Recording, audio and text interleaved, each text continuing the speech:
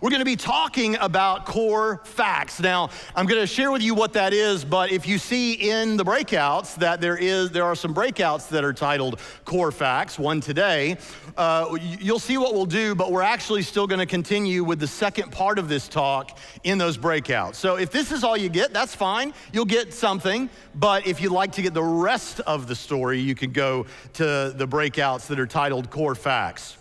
We are living in a day and age in which Christians need to know what they believe and why they believe it. They need to know why Christianity makes sense. And it does make sense. It may sound strange to people when they first hear it. Some people might think it sounds out of step with our 21st century Western world, but it's not. It makes sense. And we're gonna talk about some of the reasons, particularly related to God's existence, why it makes sense that we would believe that God exists. I think it makes sense. But we're living in a day and age in which that belief is becoming less and less something that is appetizing to a certain kind of person. You know, several years ago, I guess around 2008, Christopher Hitchens, the late great atheist voice, wrote a book entitled God is Not Great: How Religion Poisons Everything. Around that same time, another fellow colleague of his, they called themselves the Four Horsemen of the New Atheism. Richard Dawkins, he wrote a book called The God Delusion. Sam Harris wrote The End of Faith. And those ideas that became really popular with a certain kind of rhetoric in 2008, around that time, the end of the 2000s, has now trickled down into movies, television shows, obviously YouTube videos across the board. Sometimes I'll be watching a television program and I'll think that right there came right out of God is Not Great by Christopher Hitchens. And in a day and age like that, we need to know why it makes sense to believe that God exists. Carl Sagan, as far back as the 1980s, had a television program, The Cosmos. You may remember that, some of you. The Cosmos, he said, is all there ever was, all there is, and all there ever will be. In other words, naturalism. Matter is all there is. There is no supernatural or anything like that. There is no God. And in a world where that has been said now for decades on the popular level, it's definitely time for, I think, us to know why we believe and why it makes sense that there is a God. So today we're gonna talk about those things real briefly here this morning. And you know, I'll tell you right from the jump, if you don't catch everything that I say in this talk and you wanna get more, well, I'll tell you, don't you hate it whenever a guy like me comes to a conference and he speaks at the conference and you realize that the whole talk that he's giving you right now is just to try and sell some book that he wrote.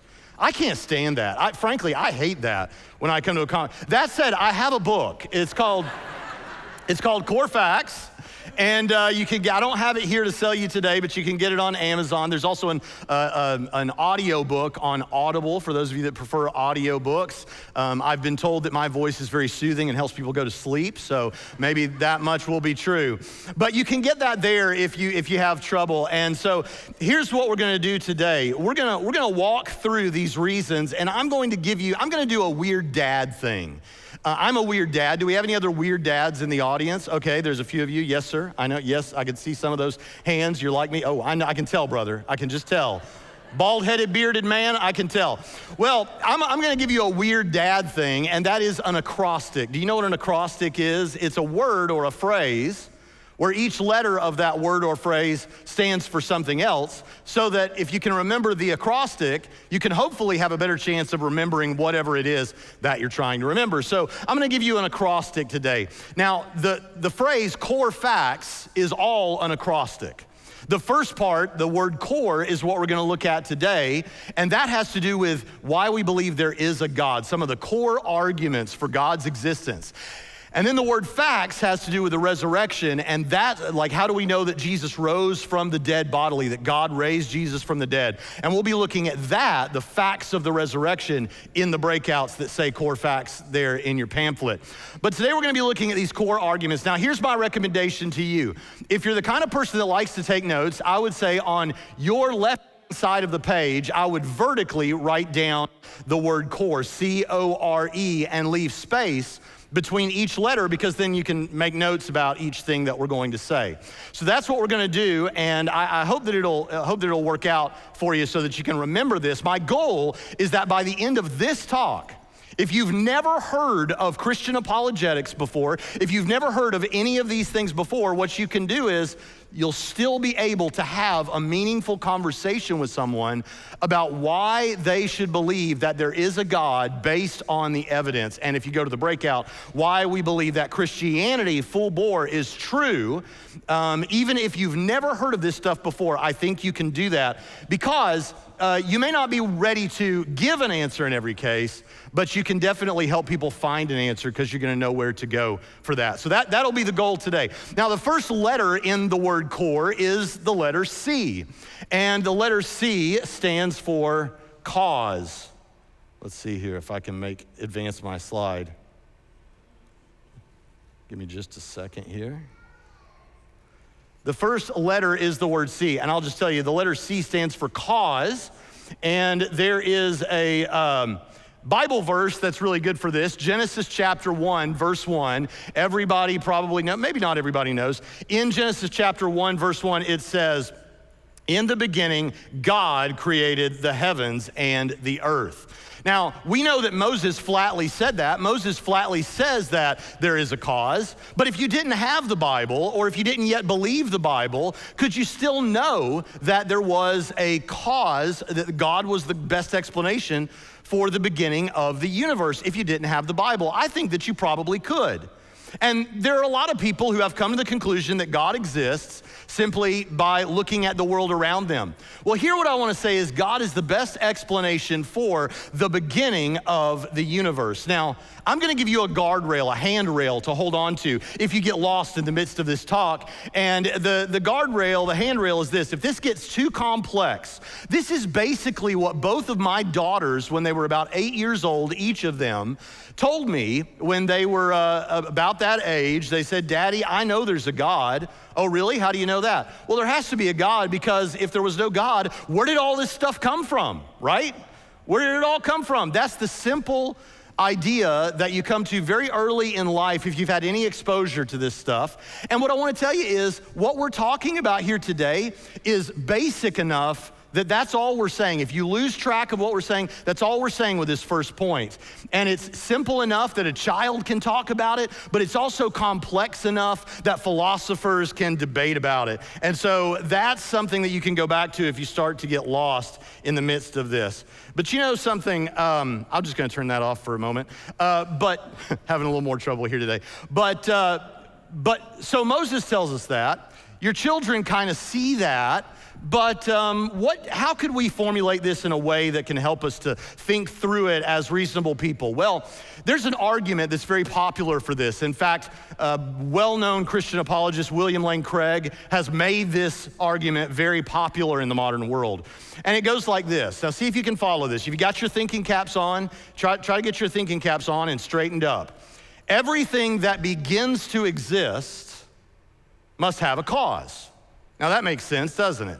Everything that begins to exist must have a cause why it began to exist that explains that. That's the first point. The second point is this: the universe had a cause. The universe is like that. It had a cause. And then number three, so everything that begins to exist must have a cause. The universe began to exist, so the universe must then have a cause for its own existence. Now, that probably makes some sense to you, right? That's simple enough. We haven't got to God yet, but that makes some sense. That's kind of hard to really reject, but there are people who try to reject it. It always blows my mind, especially that first point. Everything that begins to exist must have a cause. I mean, you didn't decide to be born. You were born because your parents got together, and we're not going to talk about what exactly happened in this rated PG lecture this morning, but something happened that you came to exist. And things don't bring themselves into existence. And it seems really obvious to me, really intuitive, that everything that begins to exist has to have a cause.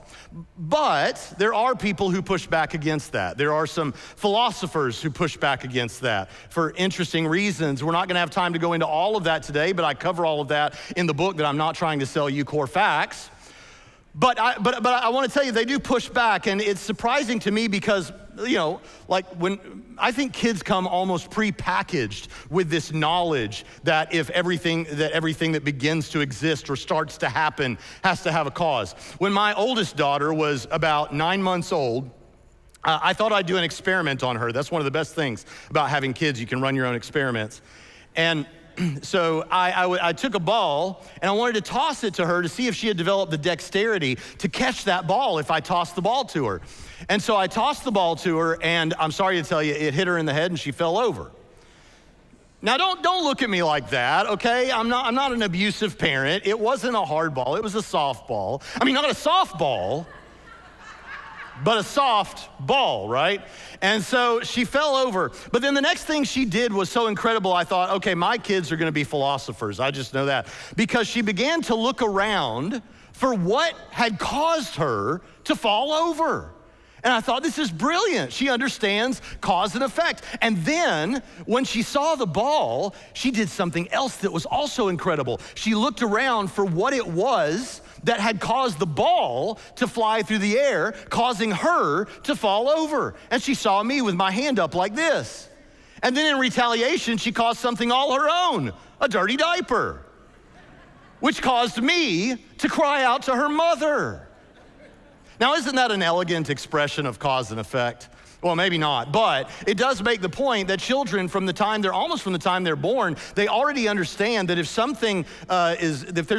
something that happens, there must have been something that caused that thing to happen. That everything that begins to exist must have a cause, and that becomes really important in life. You won't make it very far if you don't know that. So everything that begins to exist has a cause. The universe began to exist. Now, there are a lot of different models for the universe, but just for our purposes here today, the standard model says that the universe began to exist at some point in the past in what is often referred to as the Big Bang. There are a lot of Christians that have a lot to say about all of that, but the simplest thing we can say is it does mean that many modern scientists believe that the universe had a beginning. So everything that begins to exist has a cause. The universe began to exist, so the universe must have a cause. Now, you might say at this point, well, that's great, Braxton, but I didn't have to come to this thing today to find that out. I already knew all of that, but that doesn't tell me that there's a God. Well, hold on a second, just calm down, okay? There's another part to this whole thing. So what is that cause? Can we know anything about it? I think that we can. I think we can know some things about that cause. And simply put, we can do it by process of elimination. What can't be the cause of the universe? All right, well, what cannot be the cause of the physical universe is what's in the physical universe, because those are the things that we're trying to explain where they came from, right? So the stuff that's in the universe, that is the universe. And the universe is made basically, very generally, of three things.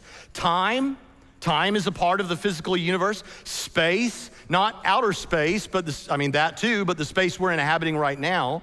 And then physical matter, the material stuff that you can touch. So time, space, and matter, that's the physical universe. Well, if what caused the universe to come to exist can't be the things that the universe is made of, time, space, and matter, then that means whatever caused the universe to come to exist must not be in those categories, must be timeless, or maybe we could even say eternal. It must be spaceless or invisible, and it must be not made of matter. And that's starting to sound kind of divine. Now, hold on just a second, because I've done this talk enough that I realize this is the part of the talk where people start to fall off. And they're like, well, what is he saying? I don't quite know what this bald head, he's gorgeous, but I'm not sure I understand what he's saying. Okay, well, so you all laugh at the most insulting moments. Do you know that? How many of you like the films, the Toy Story films? Raise your hands. You've seen them? Okay. All right. How many of you, your favorite character is Buzz Lightyear? Raise your hands. Okay. Not many. There's a young man down here on the second row. Yeah. And how many of you, Woody the Cowboy? That's your favorite.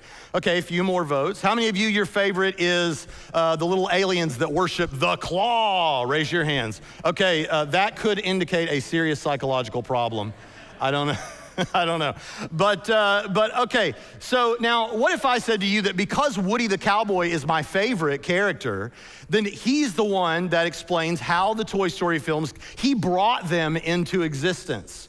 Well, that would be ridiculous. The digital universe of the Toy Story films, he's the explanation. He brought it all to be. That would make no sense at all. And the reason it would make no sense at all is because he's a part of the thing that we're trying to explain, right? He's in that universe. He's part of what we're trying to, so it doesn't matter if it's Woody or Buzz Lightyear or the little aliens that for some reason some of you love so much. The fact is, none of those can explain the digital Toy Story universe because they're a part of the thing that we're trying to explain. In the same way that Woody or Buzz or those, they can't explain it because we know that outside of that digital universe, there were voice actors, there were musicians, there were screenwriters, there were all kinds of director, all kinds of people outside of that digital universe had to bring it into existence because nothing in that universe could.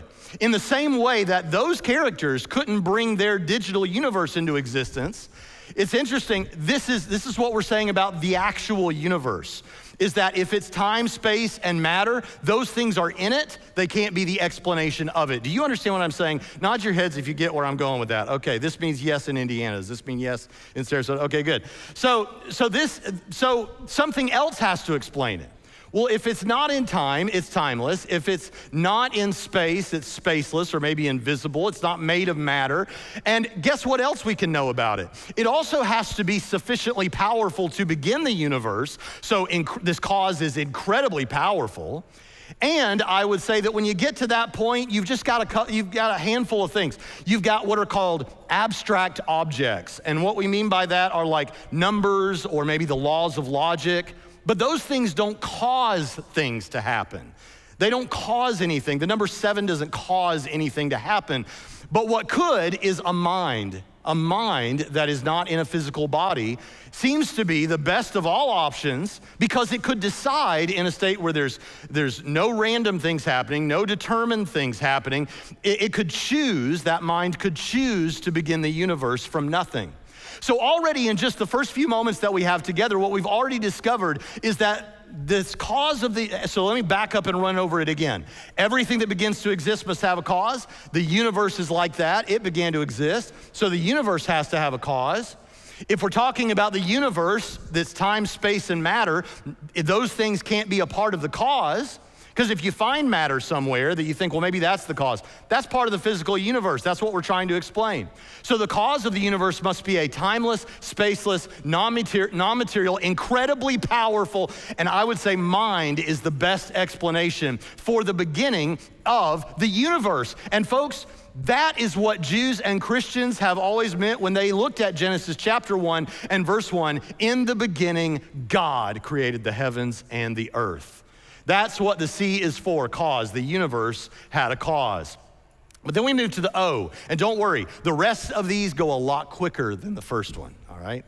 The O is for order. The universe also has order. The universe has a cause. The universe has order.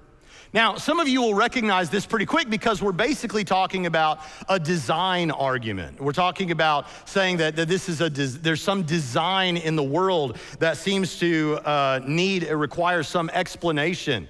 Now, the Bible actually says that, or something very similar to that, in Romans chapter 1 and verse 20. Romans chapter 1 and verse 20.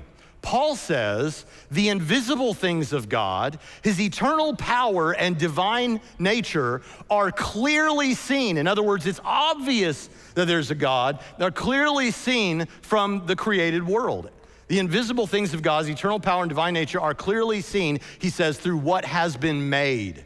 So Paul seems to be saying you can look at the world around you and it should be somewhat clear that there's an incredible amount of order. There's a maker who made all of these things. In his case, he was referring to idolaters, and he says so that they don't have an excuse for not believing in one creator God who made everything. Those idolaters don't have an excuse because they should be able to see the design.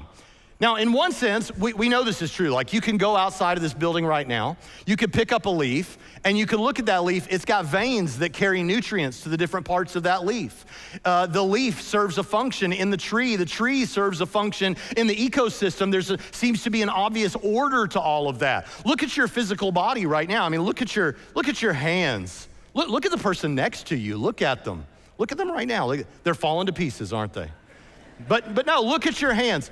Your hands have a clear purpose and design. to grip things. Your feet have a purpose, to walk around. Your mouth has a purpose. That's one of my favorites. My mouth, I love the purpose of my mouth because it's for eating and breathing and talking. And those are three of my favorite things. When it comes to eating and talking, I am a satisfied customer. But there seems to be a clear design to all of these things. Now, I know what some of you are thinking. Some of you are thinking, hold on a second, Braxton, that doesn't work. Because what about evolution? Evolution explains why it is that we got the leaves and the tree and why my body is the way it is. It's all fit for its environment, done by natural selection. Here's the problem. Whatever you want to say about evolution, even if evolution is true, it doesn't explain the incredible amount of design in the universe that has to be just right for life to even be possible. So even for something like evolution to even get off the ground. So like, for example, there are a lot of things that have to be just right. There are some constants and things like that. Tomorrow I'm going to be doing a breakout on the design argument and talking more about this. We'll go into more detail. But just for our purposes here, there's an incredible amount. Like one of the things has to be, the balance has to be right between protons and electrons. Now, that means cornflakes to me, and maybe it does to you, but there has to be this right balance between protons and electrons. And the chances of that happening randomly, without design, the chances of that happening randomly are 1 chance in 10 to the 37th power. Now, what that means is, imagine the number 10, and like if you had 1,000, you'd have a 1 with 3 zeros behind it. Well, 10 to the 37th power, a 10 with 37 zeros behind it. And that's the number, 1 chance in that, which means it's what many people refer to as prohibitively unlikely. Now, that's such a big number that it's kind of hard to get your mind around something like that. So there's a Christian who is an astrophysicist. His name is Hugh Ross. He wrote a book called The Creator and the Cosmos. And he gave an analogy for this that might be helpful. He says 1 part in 10 to the 37th power is such an incredibly sensitive balance that it's hard to visualize. The following analogy might help. Now listen to this. Cover the entire North American continent in dimes, like the coin, a dime, in dimes, all the way up to the moon, a height of about 239,000 miles. In comparison, the money to pay for the US federal government debt would cover 1 square mile less than 2 feet deep in dimes. Next, pile dimes from here to the moon on 1 million other continents the same size as North America. Paint 1 dime red and mix it into the billion piles of dimes. Then blindfold a friend and ask him to pick 1 dime at random. The chances that he will pick the red dime are 1 in 10 to the 37th power. And that's only one of the things that has to be just right, the balance of protons and electrons. That's only one of the things that has to be just right in order for life to even be possible on this little blue marble. So friends, I want to tell you something. This is incredibly powerful reason to believe that there is an intelligence that designed it. That's why it's referred to as intelligent design. The notion that there must be an intelligent designer who designed all of this stuff. I mean, that goes back to my daughters when they were 8 years old too. Well, Daddy, there has to be a God, because otherwise, who made all this stuff, right? Who designed it? Who put it together? It's incredible. So we have that. And then we also have the R in core, in the word core. The R stands for rules, rules. The universe has rules. Now, you might think that I'm talking about like laws, like the laws of logic or the laws of physics. Well, it has all those kind of rules, and they're interesting on their own, but that's not really what we're talking about here. We're talking about rules in the sense of moral rules for human beings. It seems like when you come into this universe, when you're born as a human being, that there is this awareness that certain things are right, certain things are wrong, morally speaking. Certain things are good, certain things are bad. It's interesting that way. What explains that? Well, I want to say that God is the best explanation for the fact that there are rules in the universe, moral rules for right and wrong. You know, the Bible hints at this in Romans chapter 2 and verse 14. In Romans chapter 2 and verse 14, Paul says that when the Gentiles who do not have the law do instinctively the things of the law, they are law to themselves, showing that the law is written on their hearts. It's like we're all born with this awareness. I mean, there are some people out there who have certain conditions where this is a little bit muted, but the fact is, generally speaking, people are aware that there's right and wrong, good and bad, and we're just aware of that. Now, here's the fundamental question. Are these moral principles facts or are they matters of opinion? So we're talking about whether things are, here's two words for you. We're talking about whether these moral truths are objective or subjective. Now, for our purposes, this isn't quite nuanced enough, but for our purposes, objective things are kind of like matters of fact, okay? Like 1 + 1 = 2, that's just a fact. Well, I don't like that. I don't agree with that. That offends me that 1 + 1 = 2. Don't know what to tell you. 1 + 1 = 2 no matter what you think about it, right? Subjective things might be more like matters of opinion or they're personal preference type things. So that chocolate ice cream or vanilla is the best flavor of ice cream. Oh, it depends on the subject. It depends on the person you're asking. Or whether bald-headed, bearded men are the most attractive kinds of men. That is, so you didn't laugh as much that time. We're learning. Thank you, brother. There's a bald-headed, bearded man back there somewhere. I wish that was an objective fact, but it's not that bald-headed, bearded men are the most attractive kind. My wife thinks so, I guess, at least for the moment, and I'm glad to hear that. But these are subjective, these are matters of preference. They depend on the subject, you, if you're the subject. So you have objective things, subject. So here's the question. When we talk about, say, the fact that it's wrong to kick a puppy for no reason, don't do that. But if it's wrong to kick a puppy for no reason other than you like to hear it scream or yelp or whatever, or it's wrong to torture, one that people use all the time, it's wrong to torture a baby just for the fun of it, right? Can we agree that's wrong? Is it a matter of opinion that it's wrong? See, that's what it all comes down to. If there is no God, then it seems like that would just be based on a matter of opinion. Because if there is no God, then you could always just say, well, says who? Says who that I can't torture a dog or a child just for the fun of it? Says who? But if there's a God, then everything's different. Then, no, this is an objective rule about the universe for human beings. That just seems like the way it is. You know, it's interesting. This is something that some people would say, well, you know, but Braxton, the truth is our city can decide on certain moral principles. We can make those laws, and then, or even the state of Florida could decide on these rules, decide on these laws, and then they become objective. They're no longer a matter of opinion.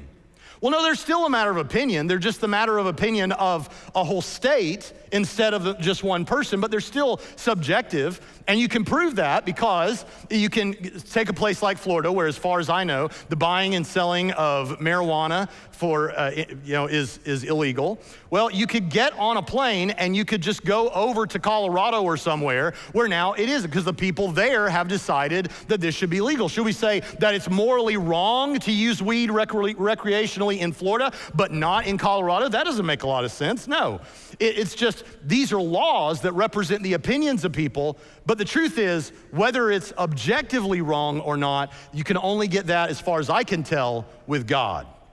Now, there are some people out there that are called they're like moral realists. They believe that it's real, but they don't believe in God. There's ways that they try to do that. For my money, it doesn't work. I like what C.S. Lewis said. If there's a moral law, there needs to be a moral lawgiver. And you know what else is interesting about this? Is it seems to be specific to human beings, doesn't it? Like, whenever an animal kills another animal in the savannah or something, we say about that animal killed that other animal, but we don't say that it murdered the other animal. Unless we're kind of saying that to be funny, right? And why don't we say that it murdered the other animal? Because that is a moral term that has a specific purpose for human beings. We murder people. I mean, hopefully we don't murder people. And then there's other things like forced copulation, we'll say that. It's one thing in the animal kingdom, but here we've got a moral term for that you're probably all thinking of right now, and that is specific to human beings. So R is for rules. There are these moral rules that seem to be specific to human beings and seem to be objective. And if you really do think that they are objective, then God is the best explanation for that, okay? And then there's E. E is for experience. Now, William Lane Craig, well-known Christian apologist, runs the ministry Reasonable Faith, one of my personal heroes. He often follows arguments like these by saying there's another way you can know that God exists, and this is where it gets a little bit more personal and a little bit less evidential in the ways we've been talking about. I've given you 3 good evidential reasons, I think, to believe that God exists. But there's also experience. E is for experience. And that experience is one that you can have with God and thereby know that God exists. But in order to have that experience with God, if Christianity is true, then that means that you would have that experience through the Lord Jesus Christ. Now, we haven't talked about Jesus so much specifically yet because that's a part of the resurrection talk that we're going to come next. But since at base I am a minister of the gospel, I run a seminary, I can't really stand up in a pulpit for too very long without mentioning Jesus and telling you that Jesus is the way. You want to know that God is real? Here's 3 ways that you can know that God is real, the C, the O, and the R. But I want you to know there's an experience you can have, and you will know internally that God is real as you experience him in your life and live your life in service to your King. That only comes in all the world, as far as I can tell, that only comes through the one and only God incarnate, the Lord Jesus Christ. And it may not, you might be sitting out there and thinking, well, I have had that experience, Braxton. But the truth is, I don't see God like I once did. I don't feel God. How many of you, by raising your hands, let's be honest, it'll be therapeutic, like me, you'd be able to say, there's been a time or two in my life where I thought, God, with all that's happening right now, where are you in the midst of all of this? Have you ever felt that way? Anybody? Yeah, most of us. But he is. And when I sense those things, I look back on my previous experiences and I also look to great reasons to believe that I have, that back up what I believe. But something, it takes me back to one of my daughters when they were very young. I went into their bedroom and she was about to go to sleep and I said to her, all right, babe, I'm gonna turn off the light. And she said, Daddy, I'm afraid it's gonna be dark in here. I don't wanna be in the dark. I'm scared. And I said, well, you don't have to be afraid, honey. You're not alone in here. I'm not. No, God's here with you. Wherever you are, God's there with you. And she craned her neck a little bit to kind of look into the closet and she's like, yeah, he's here somewhere. But that was it. She trusted her dad. She went to sleep. You know something, friends? I like that. I like the peace of just trusting that, hey, I've got good reasons to believe what I believe, and I may not sense God right now, and this is much easier said than done, I realize that, but the ability to say, but you know what? He's here somewhere in this. He's at work somewhere in this, because I have that experience with God in the past. Would you pray with me? Father, thank you so much for giving us incredible reason to believe. Sometimes our faith might need that. We might need reasons, evidential reasons to trust. Trust that you're gonna do for us in the future what you say you're gonna do based on what we have good evidence has happened in the past. Lord, I pray now that you would bless the rest of this conference. I pray that these folks would be able to leave here ready to serve you as never before after this conference is over. In Jesus' name, amen.